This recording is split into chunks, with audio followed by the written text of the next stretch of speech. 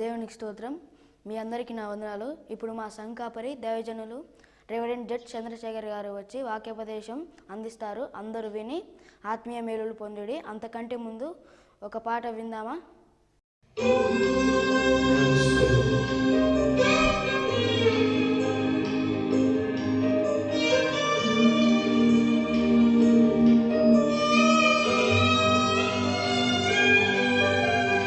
చెమ్మగిల్లు గలలోన కన్నీరెంత కాలం,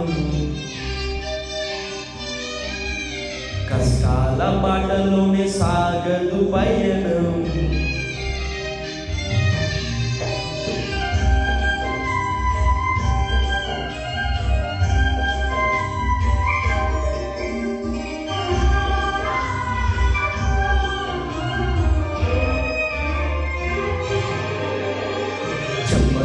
గలలోన కన్నీరెంత కాలం, కష్టాల బాటలోనే సాగదు పయనం. విడుదల సమీపించెను, నీకు వెలుగు ఉదయించెను. విడుదల సమీపించెను, నీకు వెలుగు ఉదయించెను. చెమ్మగిల్లు గలలోన కన్నీరెంత కాలం, కష్టాల బాటలోనే సాగదు పయనం. విడుదల సమీపించెను, నీకు వెలుగు ఉదయించెను. విడుదల సమీపించెను, నీకు వెలుగు ఉదయించెను.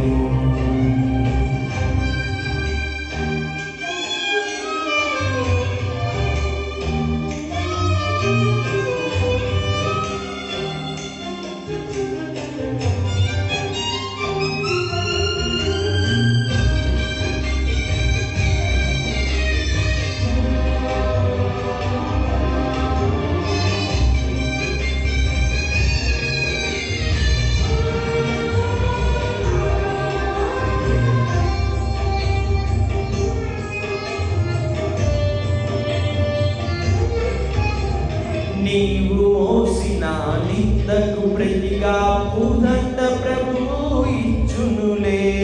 నీవు పొందిన వేదనలన్నీ త్వరలో తీరిపోవునులే.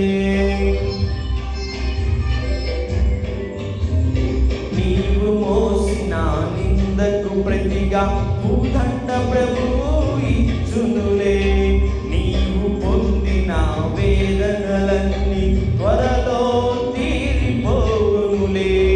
నీ స్థితి చూచి నవ్విన వారే సిగ్గుపడే దినమొచ్చేనులే. నీ స్థితి చూసి నవ్విన వారే సిగ్గుపడే దినమొచ్చేనులే. విడుదల సమీపించెను, నీకు వెలుగు ఉదయించెను. విడుదల సమీపించెను, నీకు వెలుగు ఉదయించెను.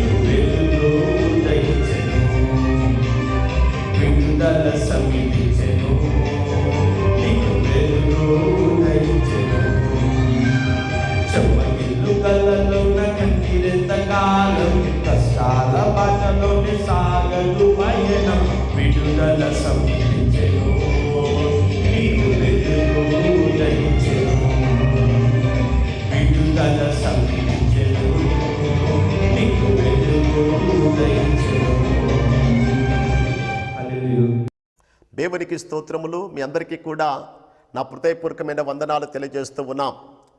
మరి దేవుని మహోన్నతమైన కృప చేత మరొక పర్యాయము ఆయన మమ్మల్ని జ్ఞాపకము తెచ్చుకొని ఈ టీవీ పరిచర్య ద్వారా మీతో వర్తమానం అందించడానికి ఆయన మా ఎడల చూపించిన అత్యధికమైన కృప కొరకై మరొకసారి ఆ దేవాతి దేవునికి వందనాలు తెలియజేస్తూ ఉన్నాం. హల్లెలూయా. ప్రభునందు ప్రియులారా, దేవుని వర్తమానం ధ్యానిస్తున్నాము. మీరు ప్రార్థనతో భక్తి శ్రద్ధలతో ఈ శ్రేష్టమైనటువంటి మరి సమయాన్ని సద్వినియోగం చేసుకొని దైవ ఆధ్యాత్మికమైన మేళ్ళు మీరు పొందాలని, విశ్వాస జీవితంలో బలపరచబడాలని ప్రేమతో మరి మీ ముందుకు నేను వస్తూ ఉన్నాను. ప్రార్థనపూర్వకంగా మీరు ఉండాలని హెచ్చరిక చేస్తూ ఉన్నాం. ఈ దినము మనందరి ఆత్మల ధ్యానము కొరకు మరి లూకాసు వార్త 1వ అధ్యాయము 8, 9 వాక్యమును గురించి చదువుకొని అందున్న సత్యాలను ధ్యానం చేద్దాం.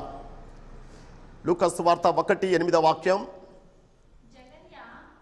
జకరియా తన తరగతి క్రమము చొప్పున దేవుని ఎదుట యాజక ధర్మము జరిగించుచు ఉండగా యాజక మర్యాద చొప్పున ప్రభు ఆలయములోనికి వెళ్ళి ధూపం వేయుటకు అతనికి వంతు వచ్చెను. దేవుడి మాటలు మనందరి వినికిడి జీవితంలో స్థిరపరచబడునుగాక. సంతోషంగా దేని స్తోత్రం చెప్పుదాము. హల్లెలూయా. ప్రభునందు ప్రియులారా, చదవబడిన వాక్యమును గూర్చి కొన్ని పాఠాలు మనం నేర్చుకోబోతున్నాం. మరి ప్రార్థనపూర్వకంగా మరొకసారి ఉండాలని నేను మిమ్మల్ని హెచ్చరిక చేస్తూ ఉన్నా. జకరియా తన తరగతి క్రమము చొప్పున అనే మాటను గురించి మనం నేర్చుకుందాం. మానవుడి యొక్క బ్రతుకుల్లో మరి తరగతి అనేది చాలా ప్రాముఖ్యమైనటువంటి విషయమని క్రీస్తుని బట్టి నేను మీకు హెచ్చరిక చేస్తూ ఉన్నాం. ఉదాహరణకి మీకు అర్థము కావడానికి చెబుతూ ఉన్నాను. మళ్ళీ ఎలిమెంటరీ స్కూల్లో 1 నుండి 5వ తరగతి వరకు ఆ సెక్షన్ అక్కడ, మరి హై స్కూల్లో 6వ తరగతి నుండి 10th క్లాస్ వరకు మరి తరగతులు ఉంటున్నాయి. మరి ఇంటర్మీడియట్ నుండి డిగ్రీ వరకు కాలేజీ తరగతులు ఉన్నాయి. మరి యూనివర్సిటీలో ఇంకా బీటెక్ నుండి మరి పిహెచ్డి వరకు మరి యూనివర్సిటీలో కొన్ని తరగతుల గురించి మనం నేర్చుకుంటున్నాం. లోక సంబంధముగానే మానవుని యొక్క బ్రతుకులో కొన్ని తరగతుల గురించి మనము వింటున్నటువంటి విషయం సత్యమే. అయితే ఆధ్యాత్మికమైన జీవితంలో కూడా దేవుడు మన జీవితంలో ఒక ఉన్నతమైనటువంటి తరగతులను చూడాలని ఇష్టపడుతూ ఉన్నాడు. ఈ లోకంలో ఎలిమెంటరీ స్కూల్ అని, హై స్కూల్ అని, కాలేజ్ అని, యూనివర్సిటీ అన్నట్లయితే దేవుడు తన స్వరక్తం ఇచ్చి కొన్నటువంటి సంఘమే మనకు ఒక ఉన్నతమైనటువంటి స్కూల్ అని, యూనివర్సిటీ అని, హై స్కూల్ అని, కాలేజ్ అని ప్రభుని బట్టి నేను మీకు హెచ్చరిక చేస్తూ ఉన్నాం. అందుకే అపొస్తలుల కార్యములు 20:28 అంటాడు, దేవుడు తన స్వరక్తమునిచ్చి సంపాదించిన తన సంఘము అంటాడు. త్వరగా సాయించండి.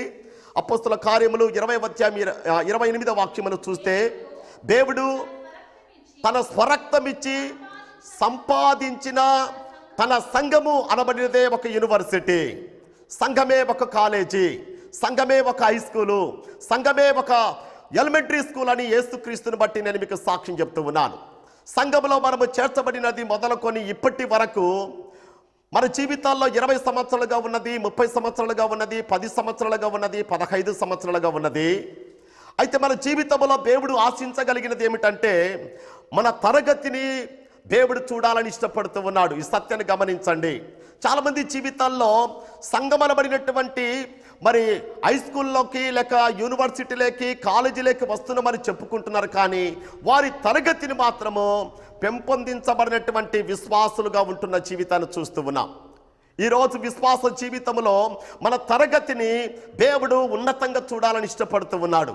చాలామంది జీవితాల్లో సంఘము అనబడినటువంటి మరి ఈ యొక్క మందిరంలోనికి వస్తూ ఉన్నారు, కానీ వారి తరగతిని మాత్రము పెంపొందించుకోవటం లేదు. ఎక్కడేసిన గొంగలి అక్కడే ఉన్నట్లుగా మీరు ఆలోచించండి.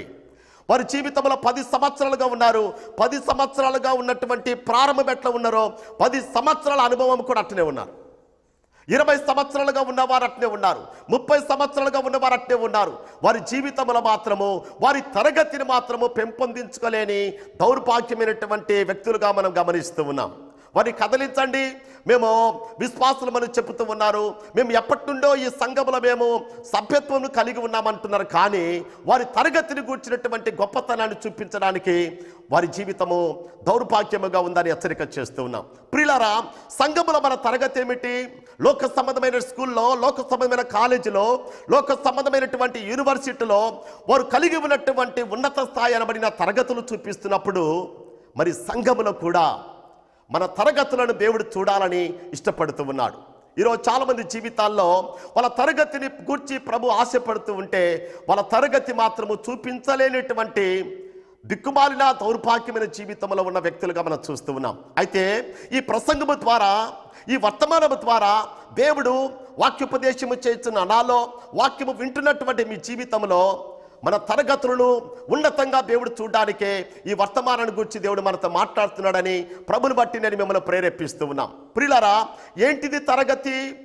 సంఘ జీవితంలో విశ్వాసం బ్రతుకున్నందు అంటే నీ విశ్వాసము పెరగాలి, తరగతి. నీ పరిశుద్ధమైన జీవితము పెరగాలి, తరగతి. నీ సహవాస జీవితము పెరగాలి, తరగతి. నీ వాక్యము ధ్యానమును గురించి పెరగాలి, తరగతి.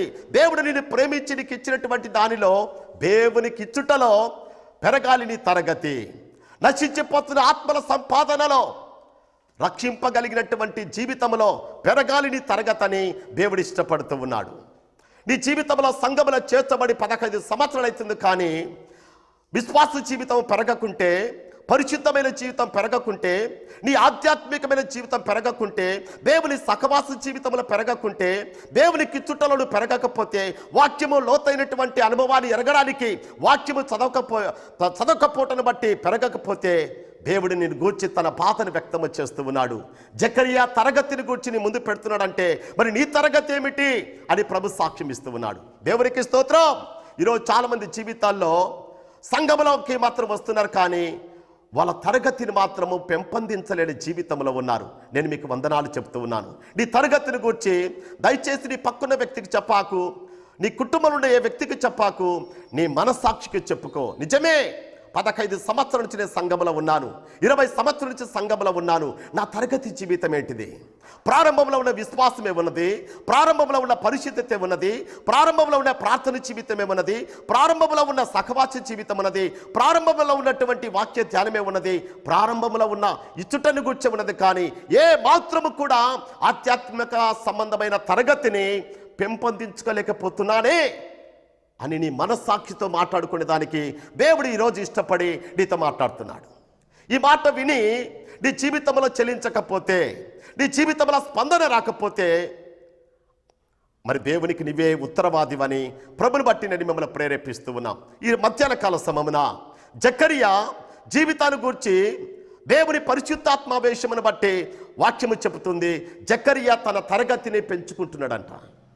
ఈరోజు నీ తరగతిని పెంపొందించుకోవడానికి దేవుడు ప్రేమించి ఇష్టపడి ఈ మాట మాట్లాడుతున్నాడు. జాగ్రత్తగా వినాలని కోరుతూ ఉన్నాను. తరగతిని పెంపొందించుకున్న వారి జీవితంలో రెండవది ప్రభు చూడాలనుకునేది ఏంటంట, అక్కడే కంటిన్యూ చదవండి. లూకా సువార్త 1:8 అంటాడు, క్రమము చొప్పున అనే వాక్యం రాయబడింది. తరగతి పెరిగే కొలది ఏం పెరుగుతుందంటండి? క్రమము పెరుగుతుంది అని దేవుని వాక్యం ఘోషిస్తూ ఉంది. ఈరోజు తరగతి పెరగకపోతే క్రమం పెరగదు. మీరు ఆలోచించండి. ఎలిమెంటరీ పిల్లల స్కూల్ యొక్క క్రమాన్ని చూడండి, హై స్కూల్ పిల్లల యొక్క క్రమాన్ని చూడండి, కాలేజీ పిల్లల క్రమాన్ని చూడండి, యూనివర్సిటీ వారి యొక్క క్రమమును చూడండి. తేడా చాలా కనిపిస్తుంది.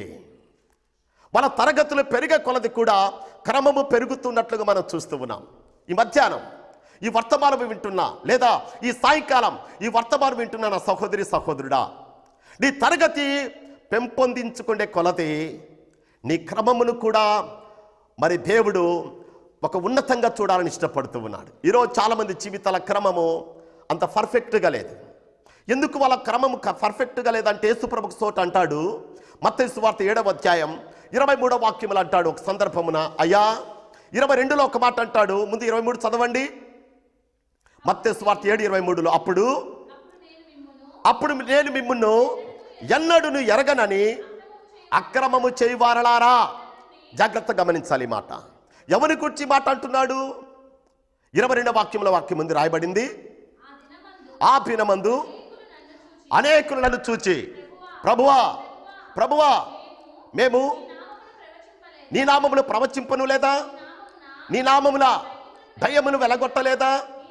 నీ నామమున అనేకమైన అద్భుతములను చేయలేదా అని చెప్పుతారు. ఎవరంటే వీళ్ళు అక్రమము కలిగిన వారి గురించి ఎవరు అంటున్నారంటే, ఇదిగో ప్రవచనము కలిగిన వారి గురించి, అద్భుతములు చేయవాని గురించి, ఆశ్చర్యమైన కార్యములు చేయవాని గురించి మాట్లాడుతున్నాడు ప్రభు.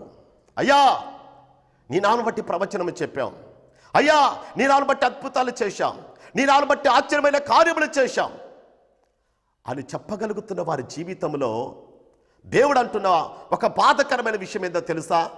అక్రమము చేయవారులారా అంటున్నాడు అక్కడ. అంటే వాళ్ళు ఏం చేస్తున్నారంట? తరగతి పెంచుకోకుండా, అంటే పరిశుద్ధత లేకుండా, విశ్వాసము లేకుండా, ప్రార్థన జీవితము లేకుండా, దేవుని యొక్క ఆధ్యాత్మికమైన సహవాస జీవితము లేకుండా, నీ నామంలో ప్రవచనము చెప్పలేదా, దయ్యములు వెళ్ళగొట్టలేదా, అద్భుతములు చేయలేదా అని చెప్పుకొస్తున్నారు. నిజమే, మాంత్రికుడు అద్భుతాలు చేస్తున్నాడు, గారడివాడు అద్భుతాలు చేస్తూ ఉన్నాడు. కానీ వాళ్ళు ఏం లేదు, దేవుని సంఘముతో కూడిన తరగతి యొక్క అనుభవం లేదు. ఈరోజు చాలామంది బ్రతుకుల్లో సేవకులు మనం చెప్పుకుంటున్నారు, విశ్వాసులు మనం చెప్పుకుంటున్నారు, పరిశుద్ధులు మనం చెప్పుకుంటున్నారు. కానీ వారు ఆధ్యాత్మికమైన జీవితం యొక్క తరగతిని పెంపొందించుకోకుండా మేము అది చేయలేదా, ఇది చేయలేదా అని చెప్పి ప్రభు దగ్గర ఏదో గొప్పలుగా చెబుతున్నారు. కానీ ప్రభు ఏమన్నారు తెలుసా? అక్రమము చేయవారులారా, మీరెవరో నాకు తెలియదని ప్రభు సాక్ష్యం ఇస్తూ ఉన్నాడు. ఈరోజు ఏంటి ప్రియులారా వారి అక్రమం అంటే? పరిశుద్ధత లేని జీవితం అక్రమమే, ప్రార్థన లేని జీవితం అక్రమమే, సహవాస జీవితం లేనిది అక్రమమే, దేవుని యొక్క సొత్తును దేవునికి ఇవ్వకపోవడమే అక్రమమే, దేవుని సన్నిధిని ఎరగబడి ఉండి దేవుని సన్నిధిని గౌరవించకపోవడమే అక్రమం. నశించిపోతున్న ఆత్మలు పాపమనే ప్రవాహంలో కొట్టుకొని పోతూ ఉంటే యాజకుల్లాగా చూచి, లేవీలాగా చూచి పక్కకు పోవడమే అక్రమమని పరిశుద్ధాత్మ దేవుడు హెచ్చరిక చేస్తూ ఉన్నాడు. అందుకే ప్రభు అంటున్నాడు, నీ జీవితం ఎప్పుడైతే తరగతి పెంచుకుంటావో అప్పుడు క్రమము పెంచుకుంటావని పరిశుద్ధాత్మ దేవుడు హెచ్చరిక చేస్తున్నా.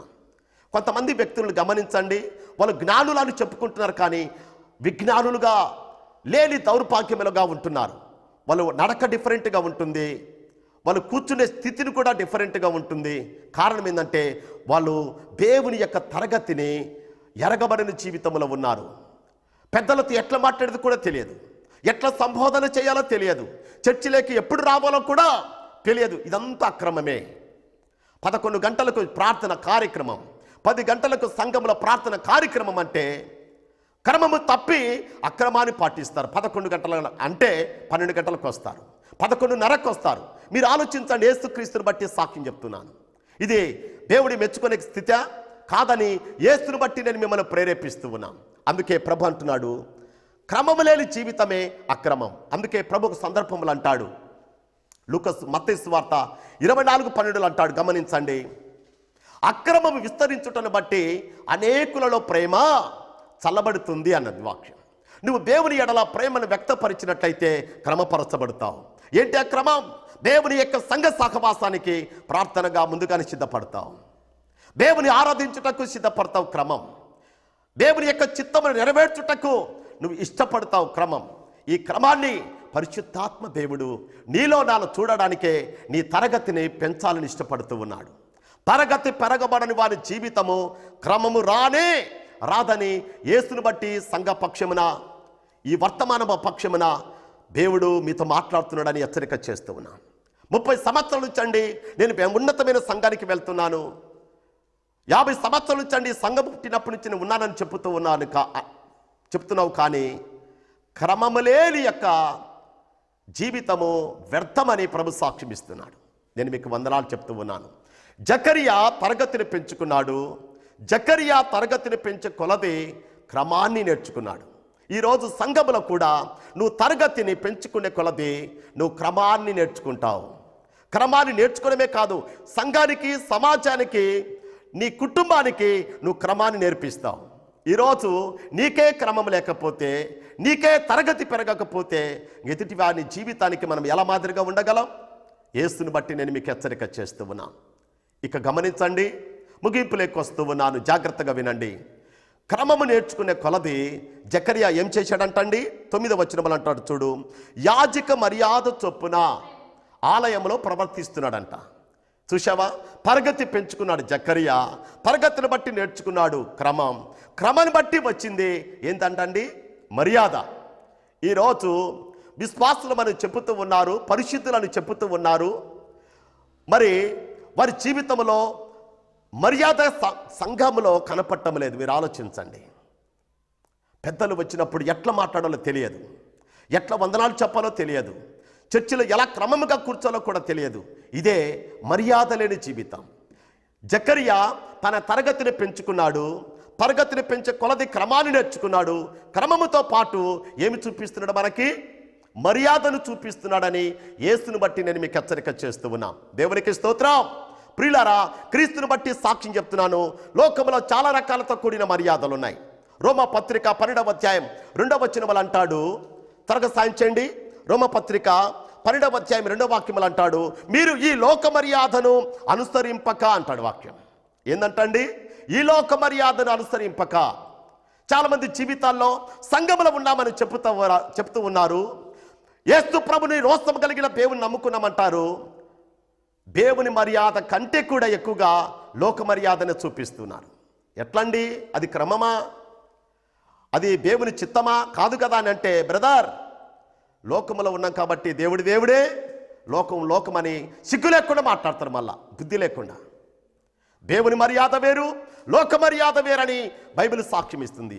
ఆత్మదేవుడు పరిశుద్ధాత్మ అనుగ్రహాన్ని బట్టి 2 పేతురు 1:21 అంటాడు, మనిషిని ఇచ్చను బట్టి దేవుని వాక్యం రాయబడలేదు, దైవ ఆత్మావేశమును బట్టి దేవుని వాక్యం రాయబడింది.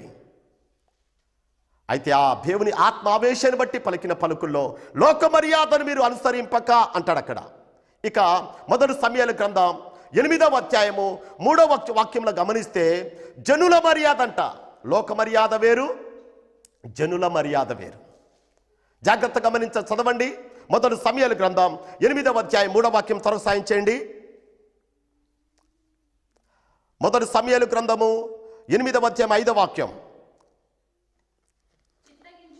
చిత్తగించుము, నువ్వు వృద్ధుడవు, నీ కుమారులు తమ ప్రవర్తనను బట్టి కారు గనుక సకల జనుల మర్యాద చొప్పున. చాలండి, జనుల మర్యాద ఉంది ఈరోజు చాలామంది జీవితాల్లో. జనుల మర్యాదను దేవుడు కోరటం లేదు. లోక మర్యాద అంటున్నాడు, జనుల మర్యాద అంటాడు. మొదటి రాజుల గ్రంథము 18వ అధ్యాయము 28వ వాక్యములు అంటాడు, తమ మర్యాద చొప్పున అంటాడు. అక్కడ ఏ మర్యాద అంటండి?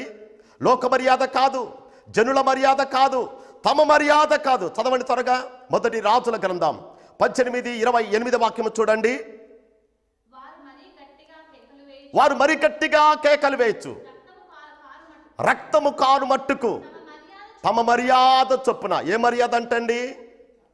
జకరియా మాత్రము యాజక మర్యాదను కనపరిస్తే ఈరోజు సంఘములో ఉన్నామని చెప్పుకుంటూ లోక మర్యాదను కనపరుస్తూ ఉన్నారు, జనుల మర్యాదను కనపరుస్తున్నారు, తమ మర్యాదను కనపరుస్తూ ఉన్నారు. ఎంత దౌర్భాగ్యం ఇది! కానీ జకరియా చూపిస్తున్న మర్యాద సంఘములో ఏందంట? ఆ మధ్యకాలంలో నేను బస్సులో పోతా ఉంటే ఒక బ్రదర్ నా పక్కలో కూర్చున్నాడు. ఆయనకు రింగ్ టోన్ వచ్చింది. రింగ్ టోన్ వచ్చింది. ఏమొచ్చిందంటే, ఆ రింగ్ టోన్ ఎట్టుందంటే, మర్యాద మర్యాద మర్యాద మర్యాద అనే టోన్, బలం ఉంది వాయిస్. మరి అది సినిమా ఉందని తర్వాత చెప్పాడు అతను, గమనించండి. ఆ మర్యాద కాదు. ముగింపు లెక్క వస్తున్నాను. 2వ రాజుల గ్రంథము 17వ అధ్యాయము ఒక మాట చూడండి. ఏ మర్యాద? నీ జీవితంలో పరిశుద్ధాత్మ దేవుడు కోరుతున్నాడు. 17వ అధ్యాయము 2వ రాజుల గ్రంథము 17:25 వాక్యము చదవండి. అయితే వారు కాపురముండని ఆరంభించినప్పుడు దేవుని యందు భయభక్తులేని వారు గనుక యెహోవా వారి మధ్యకును సింహమును పంపెను, అవి వారిని కొందరిని చంపెను. చదమ్మా. తమను పట్టుకొని సోమ్రోను పట్టణంలో తాముంచిన జనులకు ఆ దేశపు దేవుని మర్యాద. ఏ మర్యాద కావాలంటండి? దేవుని మర్యాద. నిజమే, నీ ఆధ్యాత్మికమైన తరగతి పెంచుకున్నప్పుడు నువ్వు క్రమాన్ని నేర్చుకుంటావు. క్రమాన్ని నేర్చుకున్నప్పుడు దేవుని మర్యాద ఉంటుంది. ఈరోజు సంఘానికి ఆధ్యాత్మికమైన తరగతి పెరగాలి. ఆధ్యాత్మికమైన తరగతి పెరిగే కొలది క్రమము నేర్చుకుంటావు. క్రమము నేర్చుకునే కొలది దేవుని మర్యాదలను జీవిస్తావు. నీ దేవుని మర్యాదలను జీవిస్తున్నప్పుడు అనేకులు యేసుక్రీస్తుని బట్టి, నిన్ను బట్టి ప్రభు దగ్గరికి వస్తారని క్రీస్తుని బట్టి నేను హెచ్చరిక చేస్తూ ఉన్నాం. ఒకవేళ నువ్వు సంఘములో ఉంటూ నీ ఆధ్యాత్మికమైన తరగతిని పెంచుకోకపోయినట్లయితే, సంఘములో ఉంటూ క్రమము నేర్చుకోకపోయినట్లయితే, సంఘములో ఉంటూ దేవుని మర్యాద లేకపోయినట్లయితే, ఈ వర్తమానం ద్వారా ఇవి నువ్వు కలిగి ఆధ్యాత్మికమైన జీవితముల బలమునుంది, అనేకులకు దృష్టాంతములుగా ఉండాలని హెచ్చరిక చేస్తూ ఈ మాటలు ఇంతతో ముగిస్తూ ఉన్నాను. చిన్న ప్రార్థన చేసుకుందాం. పరిశుద్ధుడా, ప్రేమ కలిగిన తండ్రి, నీకు స్తోత్రములు. మా నాయన, మీరు మమ్మల్ని ప్రేమించి నీ దాసుని ద్వారా నువ్వు నాతోనూ ఈ టీవీ దగ్గర ఉండి నీ వర్తమాన బిడ్డలతోనూ మాట్లాడిన ప్రతి మాట కొరకై వందనాలు. ఆ మాటలు వారందరి జీవితంలో మంచి నీళ్ళ పడి నూరంతలుగా ఫలములు ఫలించినట్లు కృప చూపించమని యేసు నామములు అడిగి వేడుకొనుచున్నాను పరమ తండ్రి. ఆమేన్. మీ అందరికీ వందనాలు. May God bless you, all of you.